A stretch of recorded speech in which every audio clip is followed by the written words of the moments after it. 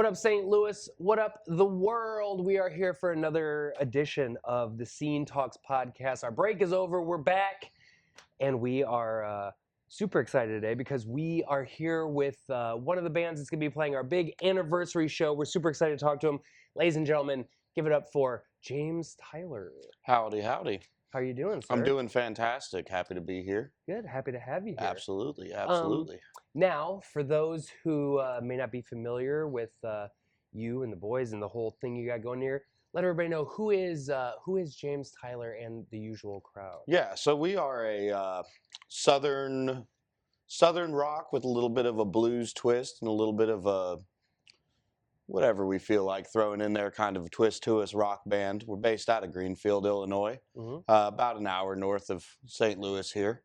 But St. Louis has kind of become our home city. Obviously, we're from a little small town, so kind of needed a hub to workshop and get our stuff done, and to build a community and build a place. And St. Louis has kind of become our home, away from home, more so to speak, as far as the music goes. But yeah, we've been playing together now for about 3 years since the band started. We've been out doing normal gigs for about 2 years now as a unit, and we play all around here locally and started branching out a little more regionally as well. So, well, yeah, and so you say you're from Illinois, mostly, or trying to play predominantly, a lot of shows in St. Louis. Where, when you're getting that all started, who's somebody that's like helped you out, or who are bands that kind of got you into the whole mix of getting into the St. Louis scene? Yeah, so we've had a few. First and foremost has been the boys in Inner Outlines. A few of them have played in our band throughout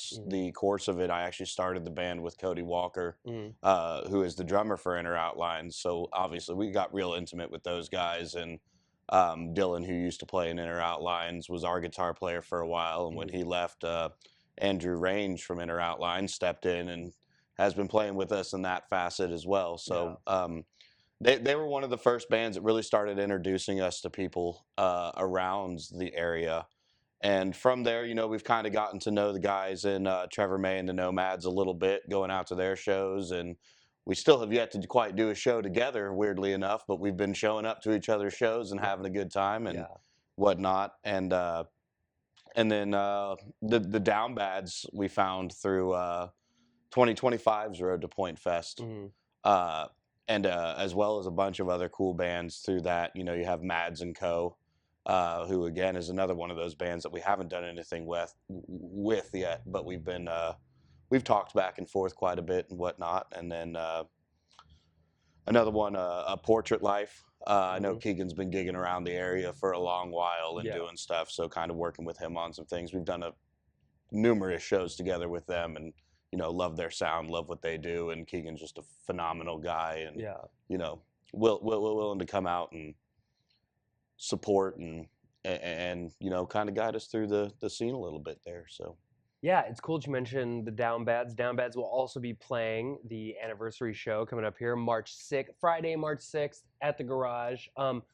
Just trying to, we talked to them about it. They were on the show and we asked them about it. But what's it like going from, playing regular gigs at little bars, clubs, venues around town to like you're a part of Pointfest? You're there the same night that I believe it was 311, The Urge, all these guys were playing last year. What's that moment like when you get that call that you're part Man, of it? it's honestly it's a rush.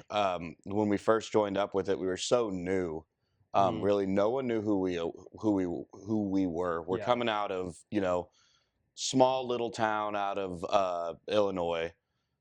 We haven't made any kind of real name for ourselves. We've maybe played 3 shows in the area before. And so stepping into that first, Pointfest session is real nerve-wracking because we're going up against, these people who have been staples in the community for a while. So, I mean, getting that first news that we had made it through that first round and into the semifinals in 2025, when you won your first round, you were automatically had a spot to play the Pointfest. So it was just like going from nothing to holy crap, we're running Pointfest this year so fast was an amazing opportunity. And it was more than anything, just like having the ability to meet so many other bands who are passionate about what they do Mm-hmm. and who were creating such kick-ass music was really my favorite part about the whole experience. You know, Yeah. you had Michael Blakey, who he's since moved to North Carolina, I Yeah. believe, but his band fantastic, and I still talk with April every now and then on stuff too, and she's in a few bands, and I think she's had 2 different bands that have participated this year in the Pointfest stuff, Yeah. and then meeting the Down Bads and A Portrait Life made it through that same year as well, and it was cool because we got to do it with some of our friends and then make new friends, Right. and then you get to Point Fest itself, right? And you're on the day of, Yeah. and You're in a you place now. got There's thousands of people in right, the building. absolutely, just walking around, and by the time it got to us, we had a little bit of a later set in the day, so I Mm-hmm. mean it was real full. There's a lot of people walking around. Yeah. And we ended up having a crowd of probably, I don't know, 300-400 people standing there for our set. And I remember it was nerve wracking for me because I had contracted laryngitis 2 days before, Oh, could geez. not even talk the day before. And so I woke up the next morning and, had been just eating on, lozenges and drinking honey tea and whatnot, trying to get my voice to a point where I could perform. Right. And so going out and, you know, there's nothing else you can do. You're not going to cancel Point Fest. You know what I Right. mean? Yeah. You're going to go do it. So just going out and ripping a set, and it was unreal. We got a lot of support after the fact. Again, just met a bunch of other cool bands that were kind of walking the same path as we were, and it was a fun experience. It really was. I can't even imagine the thought process of knowing you're about to play the biggest gig you've had Yeah. since you started as a band, especially being newer and not as well known in the area as some of these other ones, and waking up and going, my voice Hmm. isn't here anymore. What is like what's just a little bit of backstory on that? Like, what's the thought process? Do you immediately get a hold of the band? Do you kind of hold it to yourself to kind of go, okay, maybe it'll just pass and I don't have to worry anybody? Like, what's I mean, it's a panic. So I was at the time I was playing bass with Inner Outlines mm, as a stand-in member, and I've since become a full member with them as well, playing mm, bass. Uh, and we're all from the same small town. There's not many musicians to go around, so. right? uh, but no, we had played a gig the night before Uh, uh, out at Off Broadway. And at that gig, I got there. And when I got down there, I looked at the boys and I said, I can't speak. And when I said I can't speak, I mean, I looked at them and I typed on my phone, I can't speak. And I showed it to them and they went, yeah, uh-oh. And, it was kind of that whole deal where it's like, as soon as we get done with our set, I always like to stay around and watch every band at a set. It's a yeah, rule of mine. Like, if I'm going and we're playing a show, I don't care if we're opening, closing, whatever. I want to see everyone's performance. You yeah, know what I mean? And this was probably the one time that I was like, as soon as we get done here with our set, I got to bounce. I got to get home and nurse this. And, it's a state of panic. You know what I mean? Like, here comes this biggest gig oh that, yeah, that, that we've had the opportunity to play. And here I am with no voice. What do yeah, I do? And I woke up the next morning and I had a little bit of a voice. I didn't really want to test it. So throughout the day, it was kind of like, I'd give it a little more talking, trying to warm up into the voice and, right, just kind of hoping and praying. But by the time we get to set time, I have enough to rip one. yeah, You know right, what I mean? And thankfully it was a shorter set. It was only about a 20-minute set they gave us at the actual show, mm, um, which ended up working out to our favor because I don't know on that particular day that I could have really gone much more than yeah, that. But we got her done. We went through with it, and we got a lot of people that came by our booth after the fact, told us they loved their music. Grabbed some T-shirts and some merch and whatnot. Took pictures with the band, and I mean, it was just a real. With the Colton Coy band was there. Some of their members. I remember seeing. I remember specifically seeing Abel out there. Uh, and I don't think they're together anymore. But at the time, we were in talks with them trying to get some stuff put together too. But just it was a really good moment for us overall, um, and a sigh of relief after the fact, knowing that we Oh, left I can enough of an imagine. Yeah. impression on people, Right. and I didn't mess it up too bad. You know Yeah. what I mean? Yeah, because you don't your singing style is not soft. It's not, you don't No, have a soft, quiet voice that you just kind of no. gently go through the song. So yeah, I can imagine that's just like a major situation for you. Yeah, yeah. Do you get to after that? Like, I mean, so okay, so you play Point Fest, and then do you just kind of like walk around and see the bands that are on the main stages and go like, wow, like we were a part of this. This is like where we're going. Yeah, and I mean it was cool because I had a bunch of my personal friends drive out from Indianapolis to come see me, Mm-hmm. and I don't get to see a lot of them too much, and we had people drive from where we are to come see it for all over the place, and so it was really cool just to kind of like relish in that moment, not just like with the band members, but like with all these people that I've grown like very close relationships over the years with. Yeah. Um, and to just kind of sit there and be like, man, it was so surreal. It was so cool in that moment, going, especially like I said, going from a band that nobody knows, and Yeah. I mean, not to say that we're super well known now by any means, but like a band from like we might have 3 people come out to a show to we're playing Point Fest, and Yeah. we are a part of it. Man, it was so cool. It Yeah. really was. Yeah, I remember it's such a cool thing, that local stage of Point Fest, because I remember at the time I was actually working for the Point and manning some stuff for their setups that they had going on there, and so I didn't have a chance to really pop out and check everybody out Hmm. as much as I would have liked to, but it was so cool because I remember getting there and there were so many people involved in each band. They would have signs going, our band is playing at this time on the Point stage. Go see it, and just to not just be there, but to be like, okay, we're here. We want, and we're gonna make sure we can try to get as many people as we Yep. can to go over to this stage and check it out. It really is a cool thing, and it's really just like a St. Louis thing. I've Yeah. learned more and more that it's just like go see these other bands. Yeah, it's so cool, man, because I mean, and the real cool part about it is that like you have the support from all the people that are out there. And I mean, when we were playing, man, I think Ludo was on, and Hmm. like there were bands that were like I wanted to go see. I mean, Yeah, I think Sick Puppies was on. It may have been Sick Puppies at the same time as us. It was either Sick Puppies or Ludo. I can't remember. yeah, But I remember sitting there thinking like, man, I want to be over there watching that. yeah, And to have a crowd of 300-400 people standing around us that are willing to come listen to this again, a local band that not many people know of, right.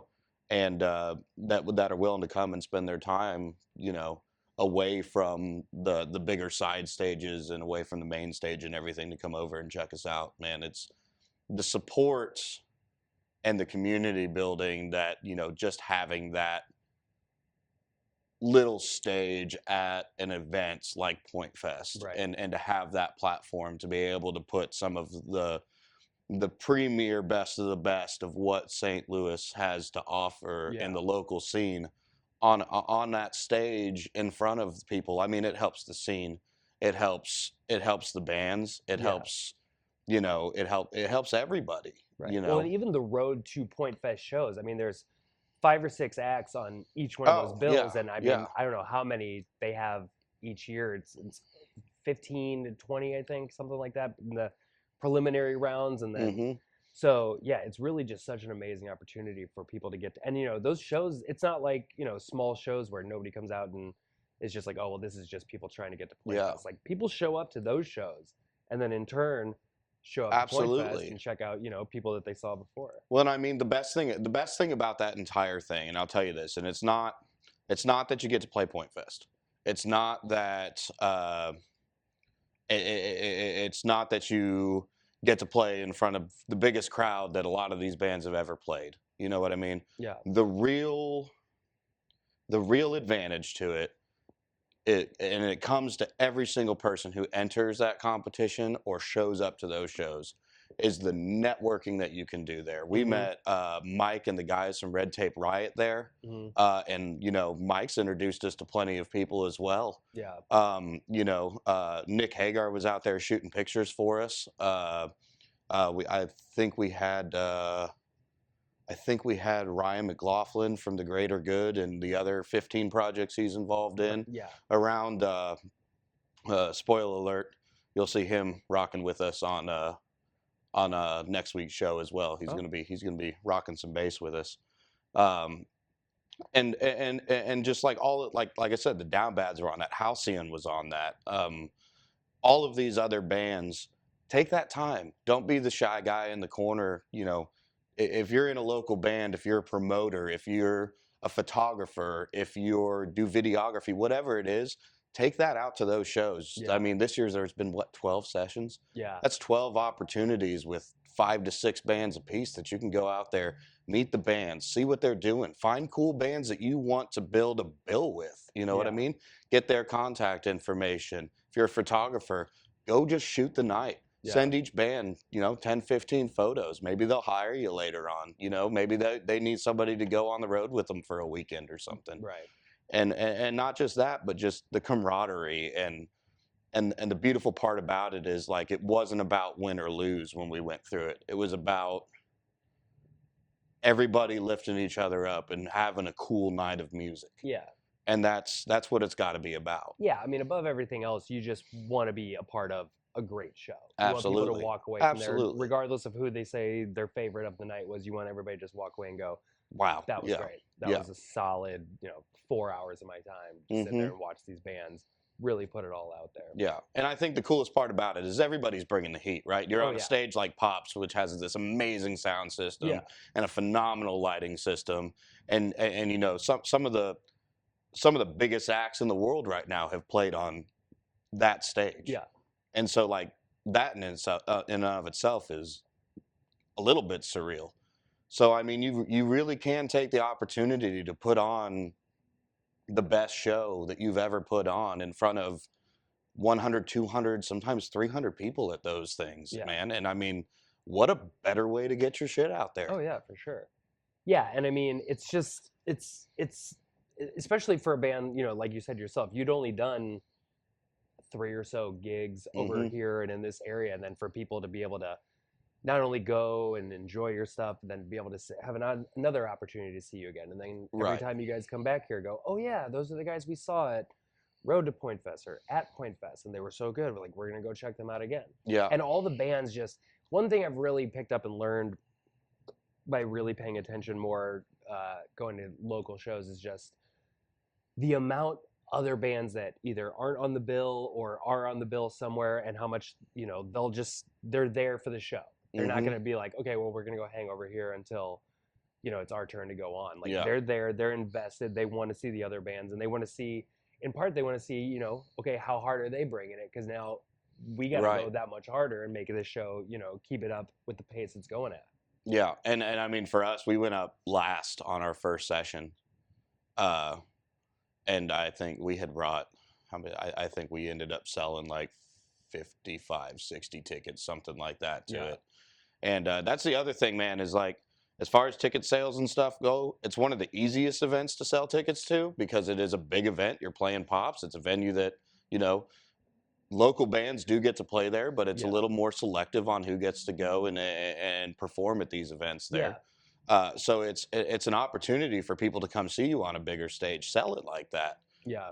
And people will come, man. You'll get people out of the woodworks. I had a bunch of people from my work that came up to check it out. And, we had people that drove all the way from, like I said, all the way from Greenfield, an hour away to come check it out. You know what I mean? So it's like, that's a cool thing to do. The other thing I'll say is, like, because I have talked with some bands that have had trouble selling tickets to that thing, is it's like, if you're going to enter that and you're entering it seriously and you want to leave, you want to get as many people there, do not play St. Louis within 3 months of that gig. Yeah. Don't oversaturate your market before that. You want to get everybody you want out to that show. If you're coming to it and you want to have a chance of being able to get the spot you want on it, because sometimes it's based on, you know, ticket sales. Sometimes it's a random roulette. Ours was a random roulette. This Yeah. year's, I've heard, was all based off the ticket sales, and I think it goes back and forth. And I don't know. It's a new rule set every year. Right. But I would say, like, really focus in on trying to get all of your people out to that one show and make it a big deal. You know, the bigger deal you make it, the more people are gonna want to show out. Yeah. And Sure. and you want to do that not just for you, but because, you know, if every band is pushing as hard as they can to get all of their fans out, Mhm. then every band on the bill is benefiting from having every other band's fans in the audience when they Yeah. play. And man, what a killer way to spend the night in front of, you know, you know, if every band sells 50 tickets Yeah. on a 5-ticket bill, that's 250 people in the audience. That's a killer show, Yeah, and I you was know? gonna say, like, coming from a small Illinois town to suddenly playing in front of, you know, crowds like that, what's just like what's a little bit of the history of, you know, starting out in Greenfield Hmm. and you're playing here and you said, you know, sometimes only, you know, a handful of people that, you know, maybe are the ones that come out to the show, to like gradually building this audience in, you know, a little bit bigger of a city, especially with all these other people that you're meeting and getting to be around all this talent that we have here. What's just like the process and the feeling of going from, okay, we're playing here, how do we get to Yeah, St. Louis? it's it's hard, especially not being from the city, right? Because you're kind of limited on the amount of stuff that you can attend, right? You Yeah. live an hour away. Right. It's hard to get out here on a Wednesday night or a Thursday night to catch that band that you've been eyeing that you really want to go check Yeah. out. So you're really left with like the weekends. And what do you do on weekends? Well, you're usually either gigging or you're practicing and Yeah. trying to get all that done. So it makes it difficult from that aspect.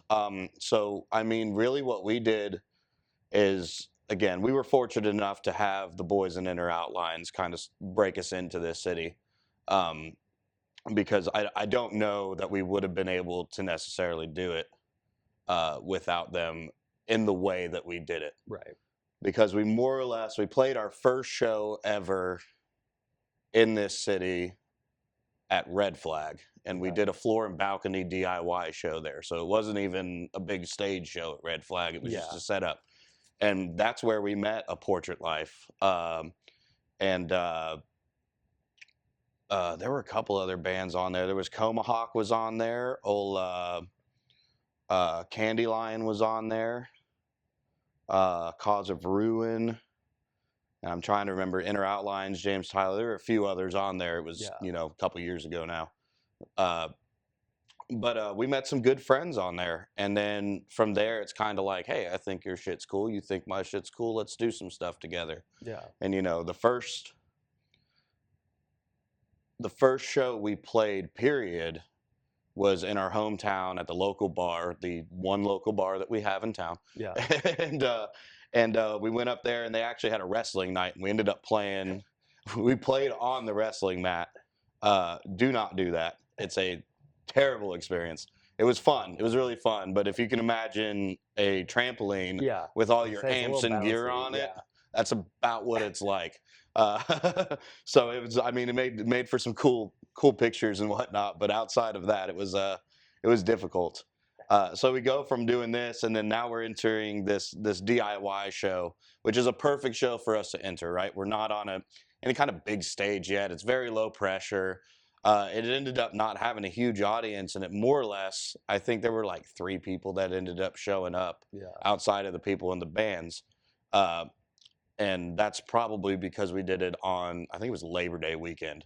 Mhm. So it was like everybody's out doing other Right. shit, right? Probably a bad weekend to try to host a show. And I Yeah. think someone else, I can't remember who it was, but there was someone that's in the scene here that was having their wedding this weekend. So a bunch of the people that would have been out ended up being at that wedding. So Yeah. it was kind of a perfect storm of whatnot. But what it did was allow us to meet other people and it really be focused on kind of a night similar to Pointfest, where it was a night of networking and a night of camaraderie Yeah. and stuff between the bands. You know, we met Bob doing that, or I met Bob. The rest of the guys kind of already knew him. And then really from there, we got an opportunity to play Pops our first time. And that was actually our second show in St. Louis was Pops. Mm. Doug Range was running lights up there at the time. No, he wasn't running lights up there. He was their show manager, I believe, up there at the time. Mm. And obviously, we knew through him through Inner Outlines, and Yeah. he's Andy's brother and whatnot. So we ended up having that little plug there, and we opened up for a shotgun named Marcus and Family System, who were two tribute bands. Um, and again, it's another one of those shows where we had a small crowd, but it wasn't super successful. Yeah. Again, it was hard for us, man. Nobody knew who we are. So Yeah. it's like we're entering this market, and we're just hoping to get on shows that have a decent amount of people in them that, we can get something moving here. Right. And then the next show we played in St. Louis had to have been the Pointfest show. And so realistically, we played Red Flag, then we played Pops, and we played Pops, and then right after we played Pops, we played Heavy Anchor, and then Red Flag another time or two, and it was just like one after the other, after the other, after the other, and we Yeah. just started hitting hard in St. Louis. Yeah. And we ended up garnering a little bit of a following in the area. We met again. We met the guys in Greater Good through going out to their shows. And going out to check out Red Tape Riot with Mike and those boys, meeting Heroes for Ghosts guys, and just all these different bands in the scene that are doing such cool shit. And the hardest part about it has realistically been trying to find bills that we fit on. Yeah. Because there's not a lot of what we do around here, I'm finding. It is a different sound than a lot of the bands that are going on, especially in this area. Yeah. And so, like, up to this point, we've mostly been we've been on metal bills, man, and just rocking it with them. And fucking the metal community here, God, some of the best people. Oh, it's some really, of the best yeah. people. It's nothing but love, and I've always said it. The metal guys are, they're the biggest, toughest guys on stage, but as soon as they get off stage, they're the nicest, biggest teddy bears you'll ever meet.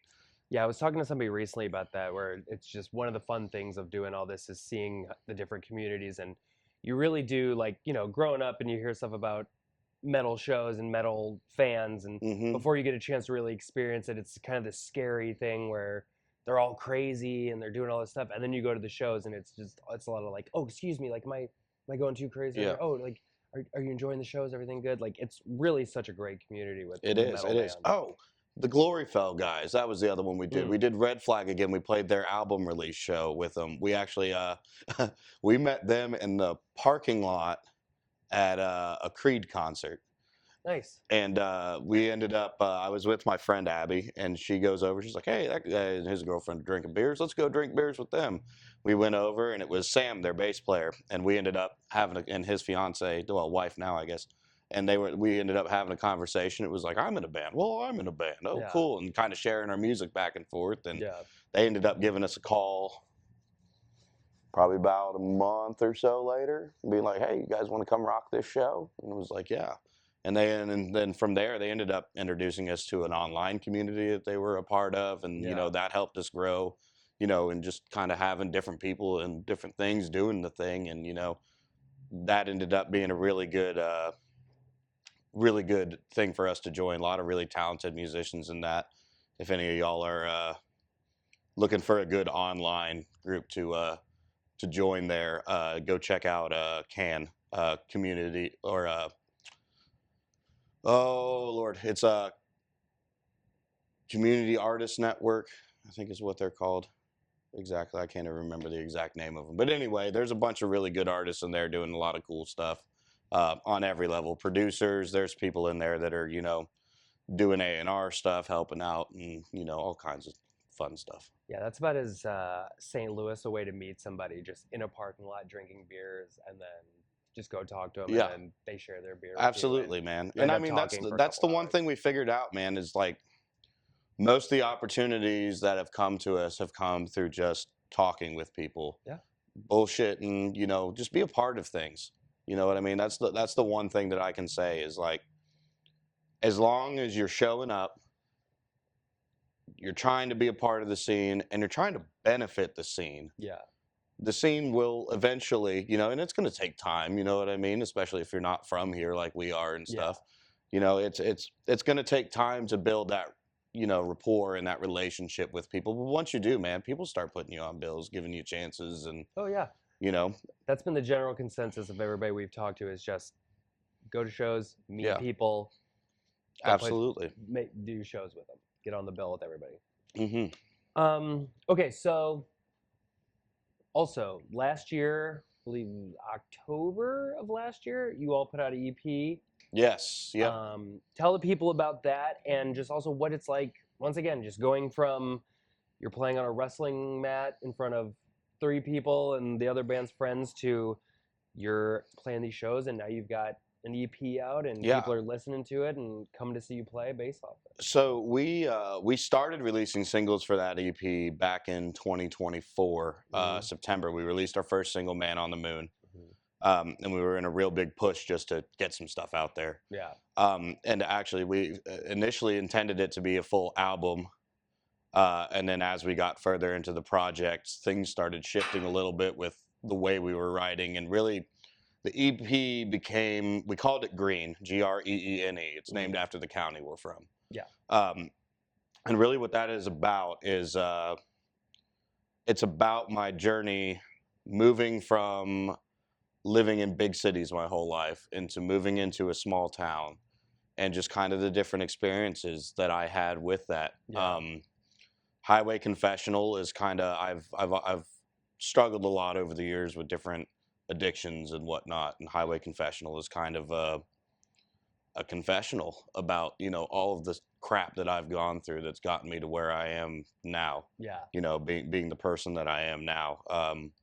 And so it's a rockin' tune, but it means a lot to me to be able to put that out there into the world. Yeah. In music. And then Skin Off My Back is kind of encompassing the anger I felt. And kind of trying to leave that behind.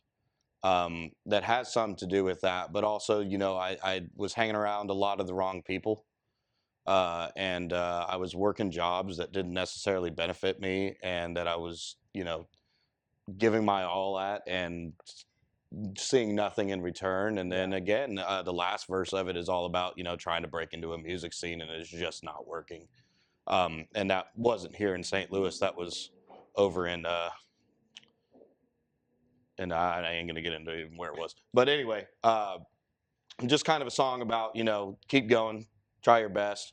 Comes out angry, but the words have good meaning behind them. Yeah. And then "Man on the Moon" was when we first started writing it, it was going to be about drugs or sex or whatever, and I wrote it probably about 20 times before I finally landed on this is a breakout song. This is a I feel good and I feel great song. And then the track that everybody gets into comes up next with Tuesdays, and that's our slower bluesy sort of song, and it's a heartbreak tune. Yeah. And I wrote it in the living room. It was just me and Cody at the time, and we were sitting in my living room, and he started doing a little 3/4 drum beat, and I just started belting out the chorus of that just off the top of my head. And we were kind of both going through a little bit of heartbreak at the time, and kind of sat down and co-wrote that one together, and put it into what it is now. And it ended up being one of the best songs we've put out yet, in my opinion. Yeah. And then "Middle of Somewhere" was just a love letter to where we live. Coming from a big city where everything's moving so fast all the time, much like it is in St. Louis, things are constantly going. To move into somewhere where, you can stand outside your house naked if you really wanted to, and, breathe a little bit. Right. The speed limit is, 55 on the highway, which I guess it is here too, but I'm from Texas originally, and it's like 80. Yeah. But it was like, that slower paced life where you can really, you have some room to think and whatnot, and just the people around in that small, tight-knit community. Yeah. I fell in love with it and had to write a song about it. And then finished with "Fine Wine." which is my personal favorite that we've done so far. And that was actually written. There was an older lady that I would see out at all of the cover band gigs and whatnot, dancing around and just having a hell of a time. And I had always heard from, especially some of our older crowd that loves their music but doesn't come out to a lot of shows because they're too old to be going to concerts and what have you. And I wrote it because they're not. Yeah. You know, it's kind of a song that encompasses, like, you're never too young, you're never too old. It doesn't matter where you come from or what you're doing. It's a song about enjoying music. Yeah. And I think it's something that anyone who enjoys music can relate to, because we all enjoy music. And it was kind of that call of, like, doesn't matter how old you got, doesn't matter what you got going on in your life, you know, music's always an escape, and it'll always bring you back to where you need to be. So yeah, and you know, we need more music like that, just to kind of remind everybody that, I mean, even with, you know, reminding people, hey, doesn't matter how old you are. You know, I've been to enough shows where people that are, you see older people there, they're got the gray hair and they can hardly kind of get around, but once the music starts, they're just absolutely loose and having a time, remembering back when, you know, they were younger and really going out and having a good time. Well, and I mean, I think that's a lot of the hang up too, right? Is like, you always wonder, like, oh, if I go to this show, am I going to have is anyone going to be there that I'm going to relate to, right? I don't want to go by myself. 100% there is. You know what I mean? I don't think I've been to a show that hasn't had all spans of different ages. And I mean, even if it's a show that, you know, I know nobody at, I'm going to find someone to talk to. Yeah. I'm going to find someone to talk to, and we're going to bond over something. And that's really one of the things that's great about, especially, you know, the local smaller shows, is you're with people there because they love music. And absolutely. Because it's like, oh, it's here, and these bands I know are going to be good, and they're there to just have a good time, as opposed to like having all these expectations, I guess, of going to see, you know, like a major touring act, and you're going, okay, they're going to do this song, and I love this band, I've never seen them before, and I hope they perform like this. Like, you're going there strictly to hear some new music, hear some stuff see some bands you haven't seen before, and get some new favorites. And you might as well just, you know, why not just have a good time while you're there? Absolutely. And I mean, that's what it's all about. I mean, we're in the entertainment business for a reason, right? You know, we're here to entertain. You know, I've always stood by that. There's one place in the world that'll transcend politics and religion, and that's at a show. You know what I mean? Doesn't matter if you're, you know, black, white, Mexican, Asian, whatever race, ethnicity, gay, straight, transgender, cisgender, whatever it is. It doesn't matter who you are or what your walk of life is from. Yeah. If you're all coming together to see a band that you all enjoy, you have some common grounds, and I think that's a pretty fucking powerful thing. Yeah, that's always been my favorite thing about going to concerts, whether it's a big one or a local show. It's just, you're all connected in that moment to the same thing. Right. And there's no reason to argue. There's nothing that comes up that you go, oh, well, I can't be by you or around you because you're whatever. Sure. You're, you know, and if there is, you're there for the wrong reasons. You know what I mean? Like, if you find yourself in that position at a show, either you're there for the wrong reasons or someone else is there for the wrong reasons. And if it's not you, then ignore whoever's there for the wrong reasons. And if it is you, fix your shit. You know? Well, and especially do that before you come to this show, because this is a little bit different than a lot of the shows that are going on around town, or just in general. We're mixing up the music. We're gonna have bands there. We got hip hop artists gonna be there. We're gonna mix the crowd together, and we just want everyone to vibe out, enjoy music, enjoy each other's company. Yeah, I think it's gonna be fantastic. I'm looking forward to it so much. I am. Oh, I mean, it's crazy. We're here at we're just under the year mark here, and it feels like we've both been doing this forever, and that we've just started. Right. And we're so excited to have this show, and we're super excited for y'all to be a part of it. Absolutely, man. I was happy when you initially called me, and then disappointed because we moved the date around a little bit. And on the initial date, I was like, "Damn it, dude!" You know. And then you called me, and we were able to make it work out. And I'm thrilled, man, because I mean, I know we've been talking about doing some sort of something together here Yeah. for a little while. And And now we're doing all the things. even better that, you know, the Down Bads are on it too. And, Mhm. you know, I've been friendly with them for, you know, a few months now. You know what I mean? They're still somewhat new friends, but Yeah. but good friends. Um, and then I'm not super familiar with the St. Louis rap scene outside of, you know, Nelly that everybody knows. Yeah. But I do know guys like, you know, Retro Champ and Discrepancies and ATG and all Yeah. that. You know, they kind of hail from that rap rock scene. But Yeah. I'm excited to see um, what the St. Louis rap scene outside of that rap scene brings. And I went and listened to some of the music from remind me of their names. Bodine and Bodine Bates. and Bates. Yep. I went and checked out some of their stuff, and I'm excited, Yeah. man. They're both great. Yeah, truly two of the best that we have to offer, in Yeah. my opinion. And I mean, yeah, it's going to be great. It's going to be a great mix. I'm excited to see how the crowd responds to each other and the different Mm-hmm. kinds of music. But yeah, we're ready for this. We're ready for the show to be here. Let's do it. Absolutely. Let's do it right now. Yeah. Why not? You know. Well, thank you so much for coming and talking to us and getting everybody prepped for the show. Make sure you all go and check out the album, Green, Greene, and it's available everywhere. Yep. Streaming everywhere. We'll have physicals soon.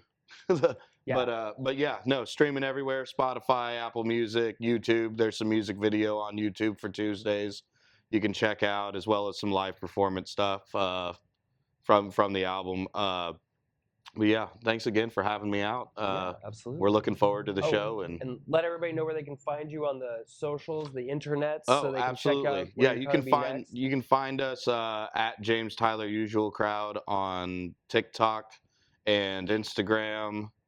At James Tyler UC, I believe, on YouTube, and Facebook. We're just James Tyler and the Usual Crowd. So Perfect. yep.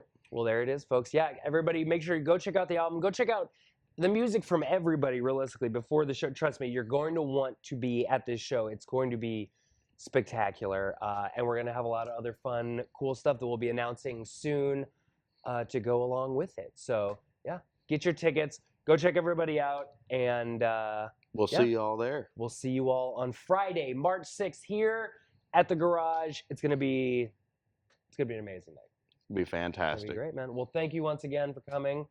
And yeah, to everybody that's watching, listening, whatever you're doing, as always, we will see you all later. And there we go. There we go. Done and done.